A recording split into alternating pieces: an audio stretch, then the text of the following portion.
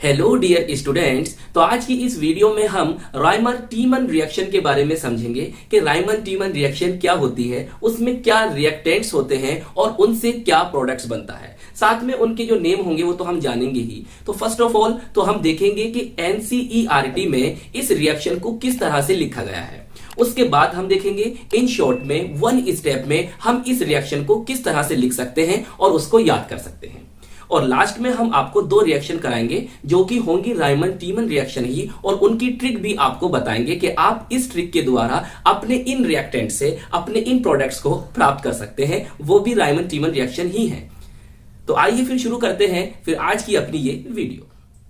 देखिए, आप इस तरह से पहले बेंजीन रिंग बनाएंगे और उस पर लगाएंगे OH। क्लियर? ये होता है फिनॉल। हम इसको बेंजेनॉल भी कह सकते हैं, हम इसको हाइड्रोक्सी बेंजीन भी कह सकते हैं, और हम इसको कार्बोलिक एसिड के नाम से भी जानते हैं। क्लियर? तो आपको एनसीईआरटी में इस तरह से मिलेगा लिखा हुआ, यहां पर CHCl3 लोगे, ये होता है क्लोरोफॉर्म और इसका IUPAC नेम होता है ट्राइक्लोरोमीथेन, प्लस AQ बोले तो एक्वस सोडियम हाइड्रोक्साइड NaOH लोगे। यहां पर आप KOH पोटेशियम हाइड्रोक्साइड भी ले सकते हो, मगर एनसीईआरटी में यहां पर NaOH ले रखा है, तो मैं आपको यहां पर NaOH लेकर दिखा रहा हूं। फिर देखिए, फिर आप क्या देखोगे, आप देखोगे कि इस तरह से आपको एक स्ट्रक्चर दिखाई देगी। यहां पर ONa, इस समय तो ये कौन है, सोडियम फिनॉक्साइड है, और यहां पर ऑर्थो पोजीशन पर CHCl2 मिलेगा। तो एनसीईआरटी ने बताया है कि ये जो होगा ये इंटरमीडिएट है। ये क्या बनेगा इस रिएक्शन में, इंटरमीडिएट बनेगा। उसके बाद आप क्या करोगे, उसके बाद उसमें दे रखा है कि आप फिर NaOH लोगे, सोडियम हाइड्रोक्साइड।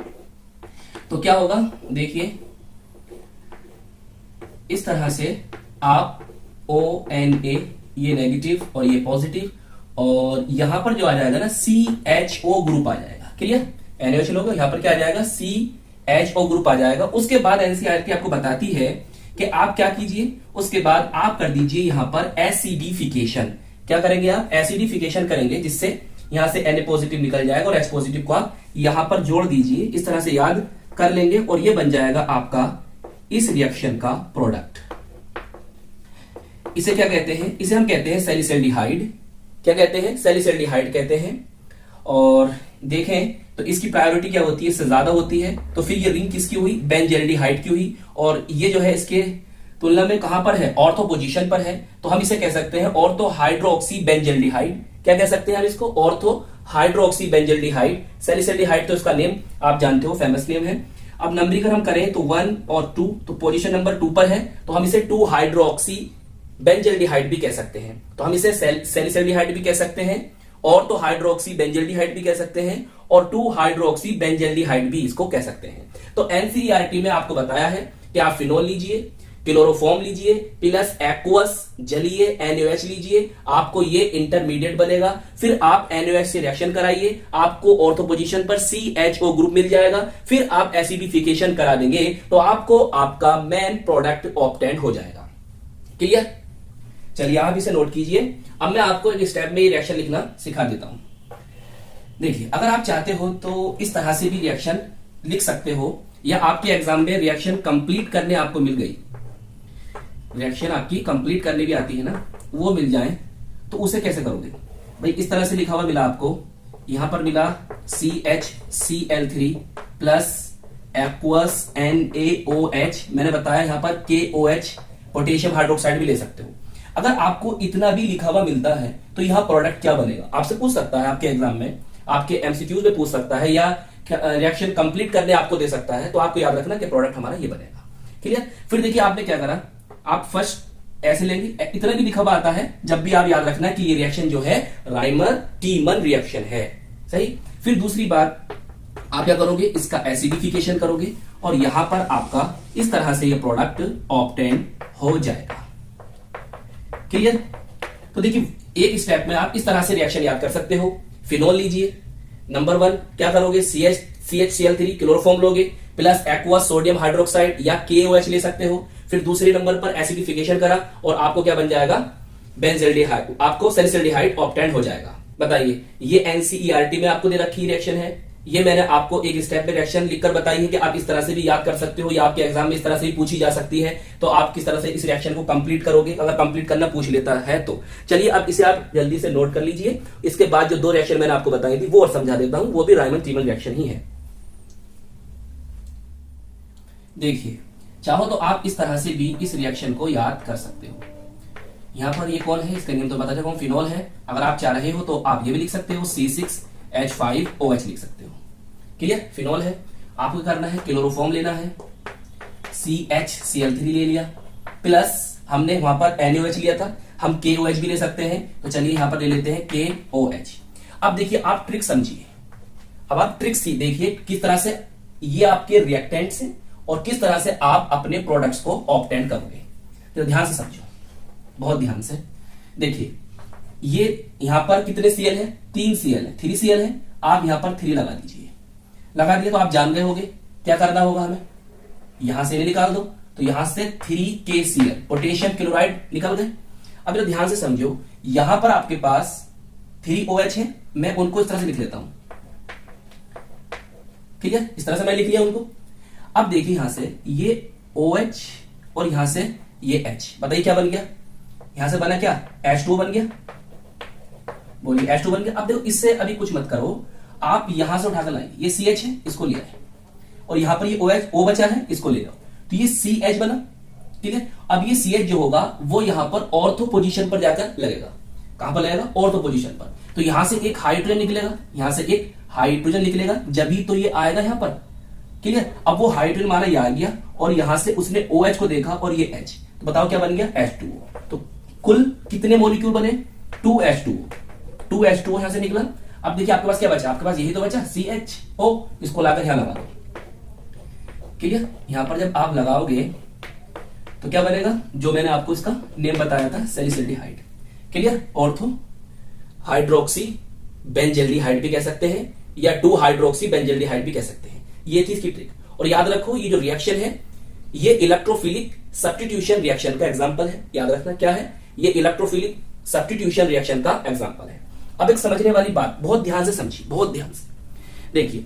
इसमें जो ये ऑर्थो प्रोडक्ट बना है स्मॉल अमाउंट में, वेरी स्मॉल अमाउंट में, बहुत कम मात्रा में पैरा प्रोडक्ट भी बनता है। मैं यहां लिख के दिखा देता हूं, अगर आप चाहो तो लिख सकते हो, नहीं तो इतना ही सही है, इतना ही लिख देना, आपको नंबर मिलेंगे। क्लियर, जो मैंने इससे 2 ऊपर रिएक्शन कराई थी वो भी आप चाहो तो याद कर सकते हो, दोनों रिएक्शन, और ये भी याद कर सकते हो। देखिए ये है इसका para product, para hydroxy benzaldehyde.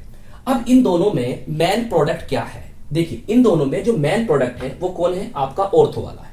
अब ऑर्थो प्रोडक्ट जो है वो मेन प्रोडक्ट क्यों है, जबकि पैरा ज्यादातर रिएक्शन में क्या होता है, पैरा ही मेन प्रोडक्ट होता है, मगर ऑर्थो वाला कंपाउंड जो है आपका मेन प्रोडक्ट क्यों है।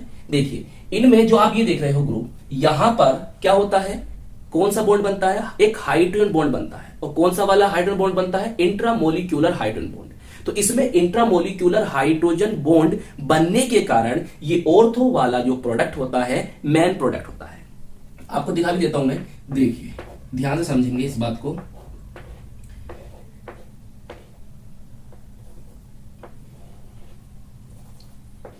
ये ऐसे दिखा दिया मैंने, इस ग्रुप को मैंने इस तरह से लिख लिया। ठीक है, अब देखो यहां पर ये OH ग्रुप का जो HO है और CHO ग्रुप का जो H है, इनके बीच में जो बॉन्ड बनेगा वो इंट्रामोलिक्यूलर हाइड्रोजन बॉन्ड होगा, और इंट्रामोलिक्यूलर हाइड्रोजन बॉन्ड बनने के कारण जो ऑर्थो प्रोडक्ट होगा वो आपका मेन प्रोडक्ट होगा। ये बात आप याद रखना। तो चलिए आप इसे भी जल्दी से नोट कर लीजिए। एक रिएक्शन और मैं दिखा देता हूं, चाहे तो आप वो भी याद कर सकते हो। देखिए आप फिनोल लीजिए, इस तरह से हम फिनोल बनाते हैं, प्लस अब देखिए हमने पहली रिएक्शन, इससे पहली रिएक्शन में क्या लिया था, CHCl3 क्लोरोफॉर्म लिया था, ट्राइक्लोरोमीथेन कहते हैं उसको हम।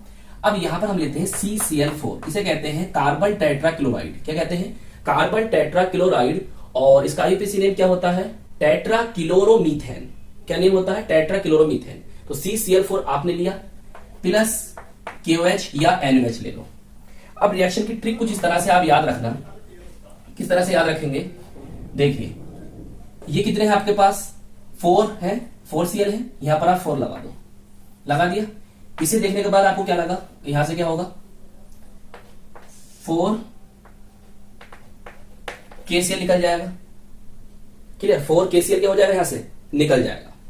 अब देखिए आपके पास यहां पर ही कितने बचे, यहां पर आपके पास ये 4 बचे, क्लियर। और यहां पर आपके पास क्या है, C बचा है। अब देखिए आपको किस तरह से याद रखना है कि यहां से मैं ये OH निकाल दूं, बताइए H2O बन जाएगा, क्लियर। अब देखिए आप क्या करो, ये O बचा है, इसको यहां लिख दो, इसको मैंने यहां लिख दिया, क्लियर। अब देखो ये आपके पास बचा है एक OH, इसको ले आओ, मैंने यहां लिख दिया। ये COOH ग्रुप बन गया, इसको उठाइए और ऑर्थो पोजीशन पर लगाइए, तो यहां से एक हाइड्रोजन निकलेगा, माना वो हाइड्रोजन यहां आ गया, और वो हाइड्रोजन और ये OH को मिलाओगे तो बताओ एक और जल के मॉलिक्यूल बनेंगे नहीं बनेंगे, तो कितने हो गए 2H2O हो गया, क्लियर। अब देखिए आपके पास क्या बन गया COOH, इसको लीजिए और ऑर्थो पोजीशन पर लगा दीजिए, जिस तरह से मैंने अभी आपको बताया। यहां पर अब इसका नेम क्या होगा, इसे हम कहेंगे सैलिसिलिक एसिड या सैलिसिलिक अम्ल हिंदी में। और ये जो रिंग है किसकी है, बेंजोइक एसिड की है, क्योंकि इसकी प्रायोरिटी ज्यादा होती है इससे, तो ये ऑर्थो पोजीशन पर हुआ, तो हम इसे कहेंगे ortho hydroxy benzoic acid, ortho hydroxy benzoic acid. और नंबरिंग अगर हम करें 1 और 2, तो नंबर 2 पर है, तो हम इसे 2 हाइड्रोक्सी बेंजोइक एसिड भी कह सकते हैं, क्लियर। तो इसमें भी पैरा प्रोडक्ट बहुत स्मॉल अमाउंट में बनता है, और ऑर्थो प्रोडक्ट जो होता है वो मेन प्रोडक्ट होता है। ऑर्थो जो होता है वो क्या होता है, मेन प्रोडक्ट होता है, क्लियर। क्यों होता है, क्योंकि OH और COOH के बीच में इंट्रामोलिक्यूलर हाइड्रोजन बॉन्ड बन जाता है, जिसके कारण ऑर्थो वाला जो प्रोडक्ट होगा वो स्टेबल होगा और मेन प्रोडक्ट होगा। इसलिए पैरा जो प्रोडक्ट होगा वो बहुत स्मॉल अमाउंट में, बहुत कम मात्रा में बनता है।